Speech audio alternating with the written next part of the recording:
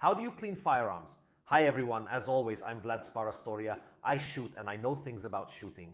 A lot of shooters, especially those who are a bit more beginners, have asked me this question, so I hope this short guide can answer this question. Rather than jumping straight into the practice of cleaning firearms and telling you what you need to do, I prefer to discuss it for a moment. How firearms get dirty in order to better understand how to clean them. Today, in particular, I will clean this Beretta 92X from the shooting range. It has been fired a lot in the last few days, so a bit of cleaning will do it good. With this guide, I want to give you some general principles that are applicable to all firearms. However, you should know that it's important for you to study your own firearm as well, because it may have different cleaning requirements. Simply put, gas-operated firearms will also need cleaning of the gas system. And let's not forget something very important. Different firearms can have different characteristics. A very useful thing to understand the correct cleaning, but also in general the proper maintenance of the firearm, is to read its manual. New firearms always come with a manual, while for used ones already in circulation, it's often easy to find a manual online. Read it, because manuals often contain very important information for the proper cleaning and maintenance of the firearm. When you use a firearm, there are many things that make it dirty. The whole firing process, if we analyze it in detail, is quite complicated. Basically, we can divide the dirt on firearms into two different sources. Those caused by the firing itself and external elements. By external elements, we can mean, for example, sand, mud, or weather conditions that can physically dirty our firearm. This is especially relevant to people, for instance, regarding cleaning. Security guards who carry weapons daily may not fire them, so when they visit the shooting range, they're surprised to find their guns dirty and malfunctioning. But I didn't shoot it, and you didn't either. But environmental factors like rain, humidity, sand, often, for example, rain in Italy is often mixed with sand, especially if there are winds from the south, from the Sahara. All of this can dirty the weapon, obviously, and then, as I already said, the weapon gets dirty because of firing. What happens at the moment of firing? We have combustion, we have a chemical reaction, and part of these chemical products, most of them turn into gas, but some remain inside the barrel. The residues from combustion, from the powder, the heavy metals present in the primer, and even a certain part of the metal from the bullet, whether it's lead or, for example, the jacket in copper or brass, remain inside the barrel. In particular, in the rifling, bare lid bullets are probably the ones that cause the most fouling. I've seen weapons that fired bare lead bullets several times, to the point where the bullet could no longer be stabilized because of the lead that had accumulated inside the rifling. So in summary, the questions we need to ask ourselves are, what has fouled my weapon? And what procedures, given this fouling, does my weapon need in order to be properly maintained? I'll repeat, this video will share some general ideas. It's important that you, with your own weapon, for example, using the manuals, starting from there, study the necessary actions, and above all, that you have an understanding of how your weapon works. Today, for example, we won't be cleaning the gas system because the Beretta 92X doesn't have a gas system. But your weapon, especially a long one, might have it, and cleaning it is a necessary step. What will you need for cleaning weapons? There are some things that are absolutely essential and others that tend to be useful. I would probably start with something obvious, but that many people skip. To properly clean a weapon, you need a place to clean it, ideally a table with sufficient lighting, a table that you can afford to get dirty. This is something I think is very important because I regularly see people cleaning their weapons, for example, on the kitchen table. Well, the dirt from weapons contains heavy metals such as lead, for example. I prefer that my table where I eat isn't always exposed to this. Many people, for example, when they clean their weapons, do it with their bare hands. There's nothing wrong with that. However, if you have gloves, for example, it definitely helps with your hygiene and the cleanliness of the environment. Besides the fact that the dirt from weapons is flammable, it's very hard to remove from your hands. Not so much the oil itself, but the oil mixed with powder and unburned metals. I assure you, it has the nasty habit of getting everywhere and really staying for days. You'll also need some cleaning tools, which are very easy to buy online or at a gun shop, for example, a cleaning kit for a 9mm.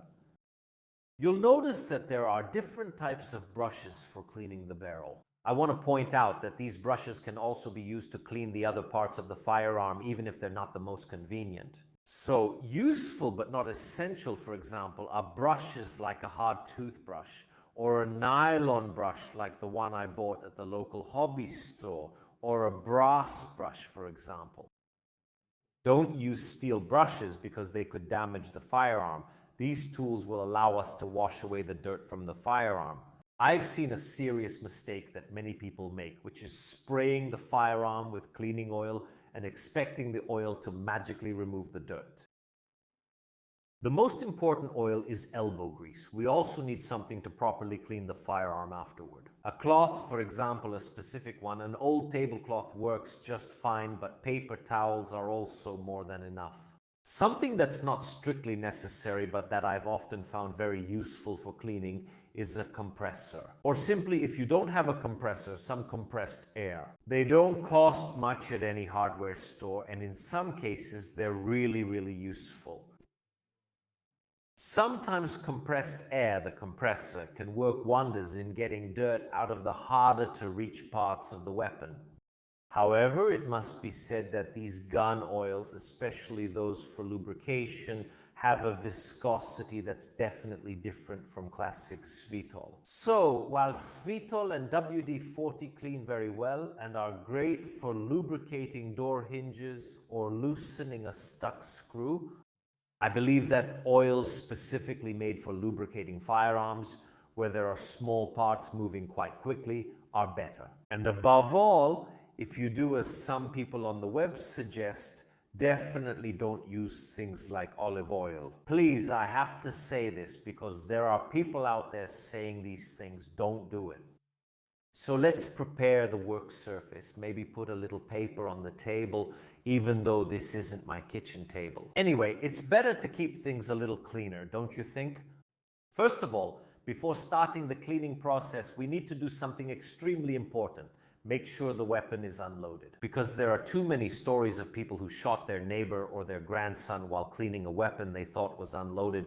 The correct number should be 0. Here, the weapon was taken from the shooting range's armory. It already has the flag, let's say, indicating that it's unloaded, but still, let's check. We remove the magazine, we remove the flag. There are no rounds inside the weapon. There are no rounds anywhere. Very good. The weapon is currently unloaded. Let's proceed with the disassembly. We separate the weapon into its primary parts, let's say, in order to disassemble it.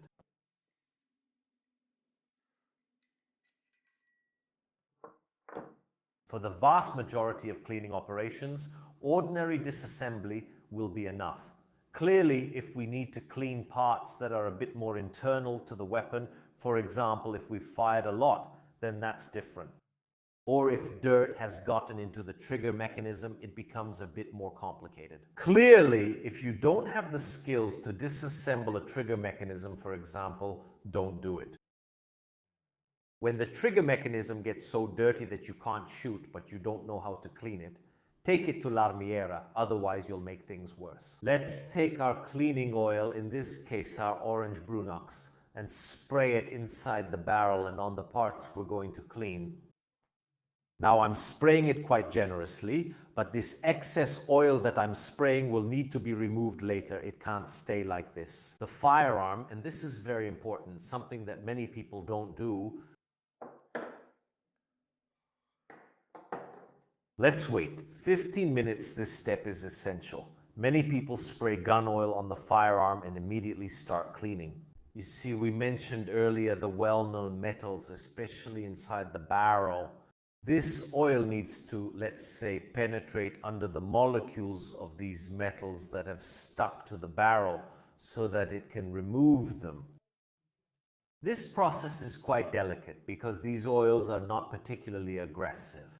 It takes time. Go have a coffee, set a timer, do something, and let this oil work for about 15 minutes.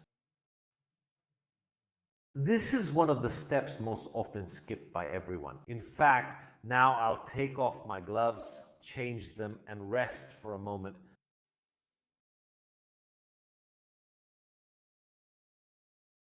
Here we are again 15 minutes later. Now continue cleaning the weapon. Again, I recommend waiting these 15 or 20 minutes. Give the oil some time to work. Let it have time to get under the dirt you want to remove before you go to remove it. Now let's attach our brush because we're going to clean the barrel. First, we attach the brush, a hard brush that will help us, this one here, to remove residues. Let's run everything through the inside of the firearm a few times.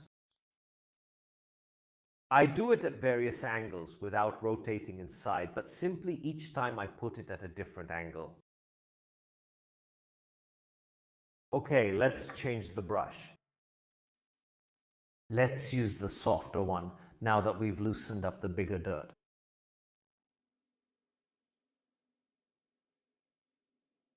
Here we go. Let's insert this one too. Let's run it through several times. Remember, elbow grease is the secret.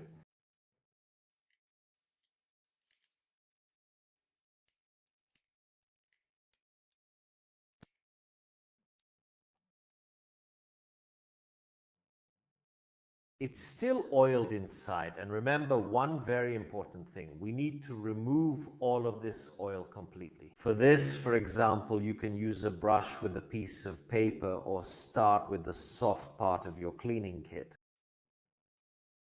They usually have this soft teddy bear, this little kitten. Let's go clean inside. Okay. And finally, let's take it off for a moment. We can, for example, either with some paper or with special cloths, take a piece of paper, pass it through, not too big, inside the barrel. Let's see what comes out. Still dirty.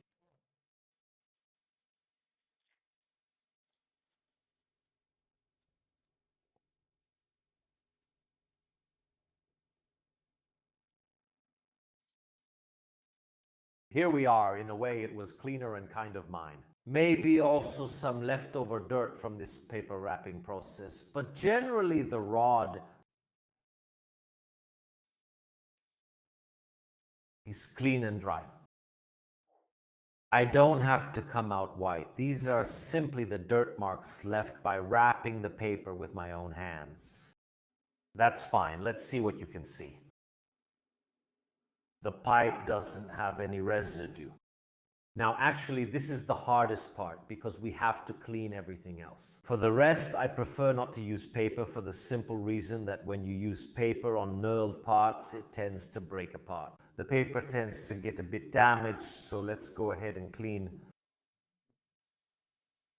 the remaining parts. Then maybe we'll wipe it with some paper just to dry it. But let's clean well. Here, for example, now the old locking blocks of the Beretta come out quite easily. The new ones that are a bit reshaped. You have to remove the pin first. I don't feel like doing it. This is the perfect time to use compressed air to clean under here. So I have my compressed air and I'm going. Even better, if you have a compressor.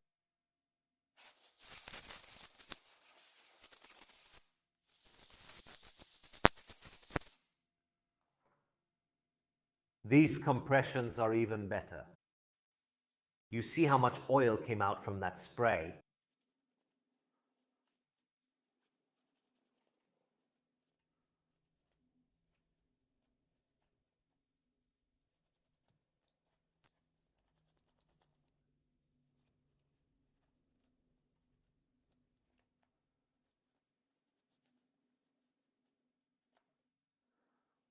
Look how much dirt, look how much dirt, look how much dirt we're removing from the weapon.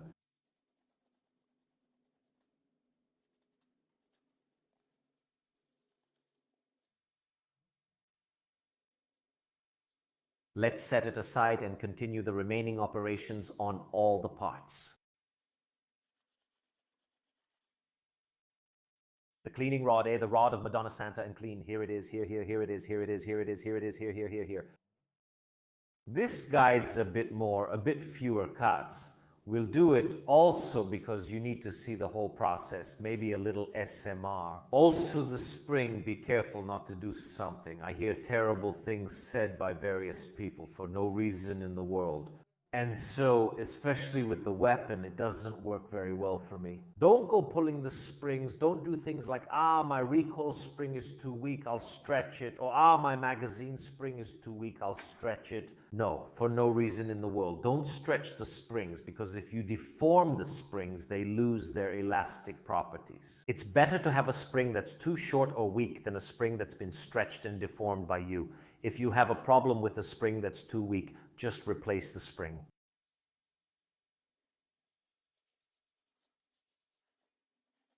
Let's do these operations on the slide as well. Let's clean it. The dirt, this way you let the oil work. You immediately remove these black parts. Look here. Everything is coming off right away because I let it work. The oil and all the dirt that was there mixed with the oil, and the oil separated it from the metal. So look.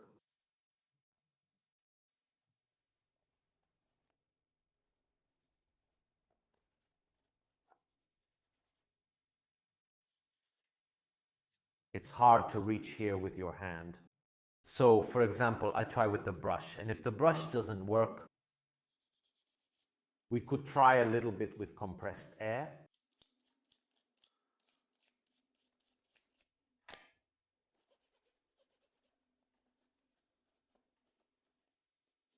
We'll get there in a moment. We'll come back to that. We want to remove the oil well from all these parts. I almost forgot. At the beginning, I told you that you need a good place. You also need time. As you can see, these operations take time. Forget about cleaning a weapon in 10 minutes. It's better not to do it at all. If you're going to leave the weapon dirty with oil mixed with firing residue, just don't do it. Unless you have problems with corrosive primers or corrosive powders like black powder, cleaning can wait a little bit.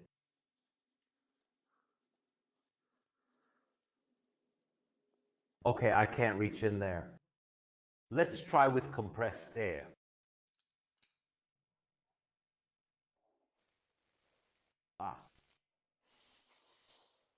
Look at how much gunk comes out with the compressed air. See how it helps in these cases. It really gets things out. Now, I repeat, if I had a compressor, I would use a compressor, which is even better because obviously this will run out at some point.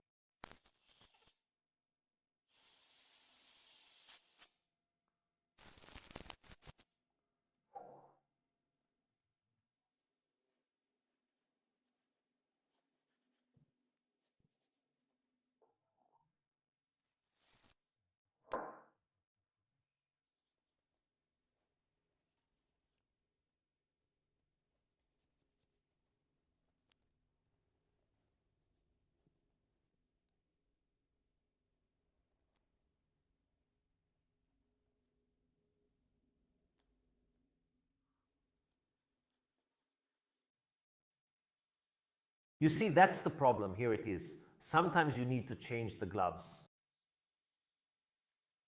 because then they get stained with oil. Let me grab another pair for a moment.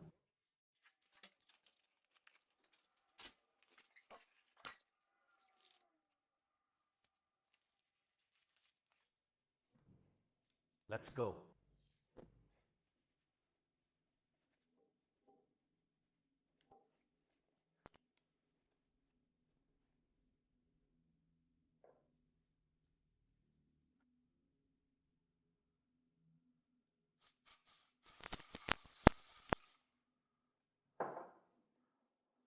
The barrel of the weapon is always the biggest pain to clean. From this point of view,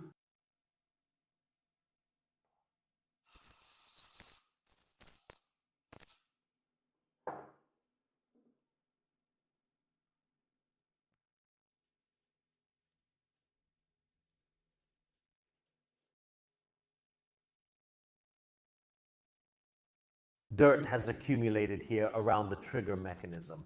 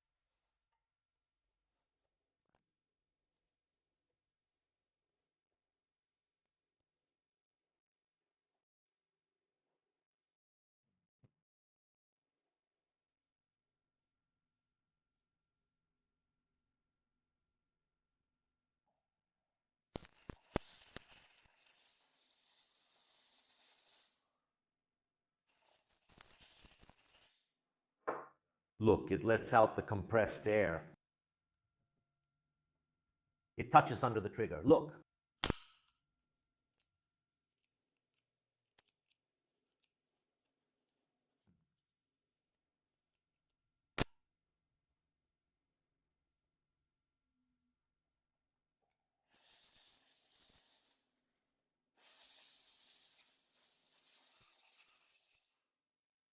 It became cold, which is nice. As you know, compressed air expansion causes cooling, which is the operating principle of air conditioners, for example.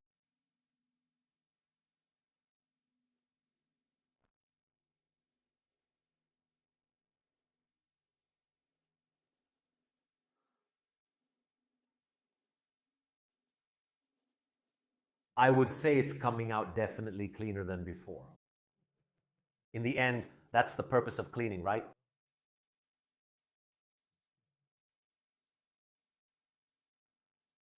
So, without taking apart the shutter mechanism here, this is honestly the best I can do. Let's try spraying here again. There we go. This way the gunk comes out like this. Okay, okay.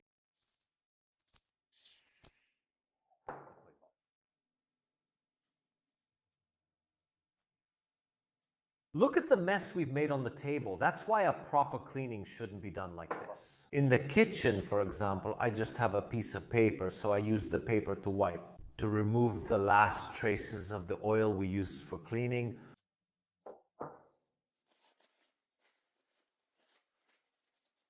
Here's the rod. Let's put these away since we no longer need them. And the mouthpiece.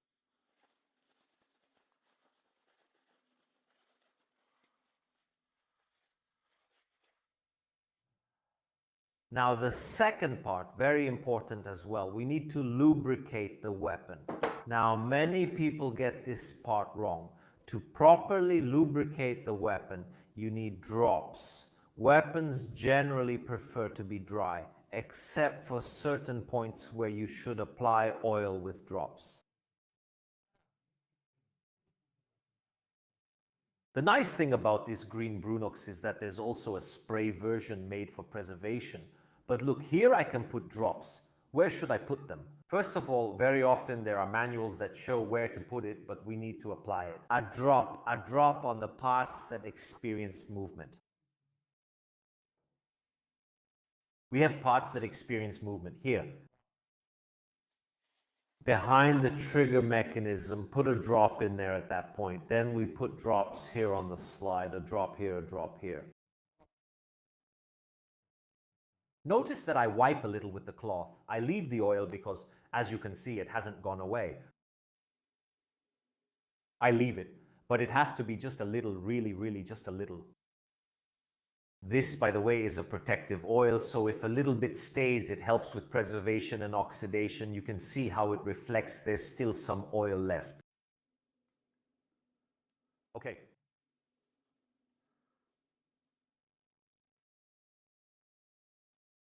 Where does it slide on the Beretta 98? It definitely slides here on the barrel. Let's put a drop here too, outside the barrel, where there are obvious signs of wear. Look, a very light layer. You don't need more than that.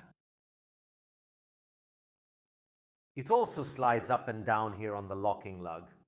On where it's hinged, on its cover, it's hinged.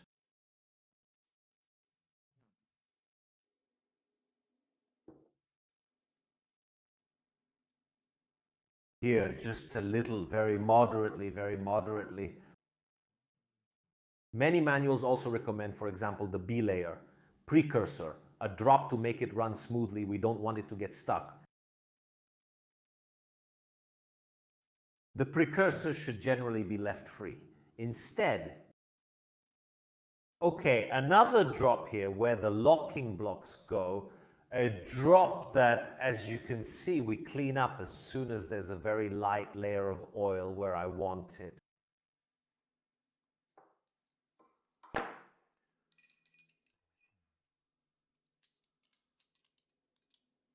Here, this locking block.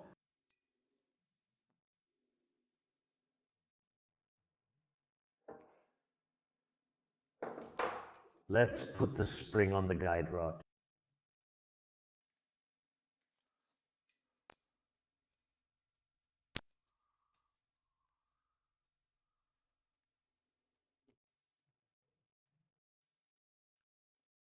The pistol on its rails.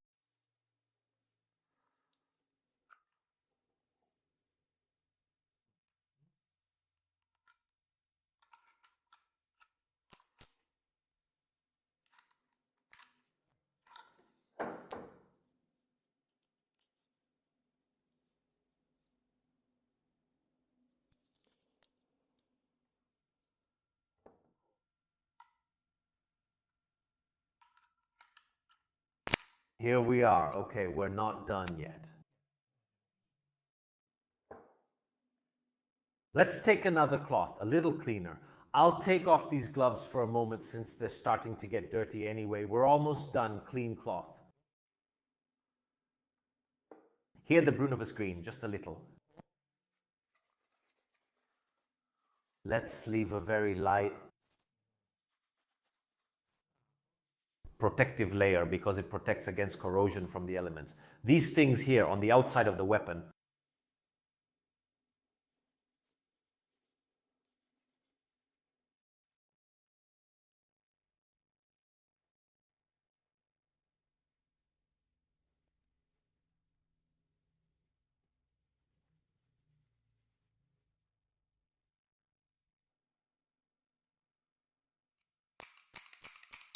it slides beautifully.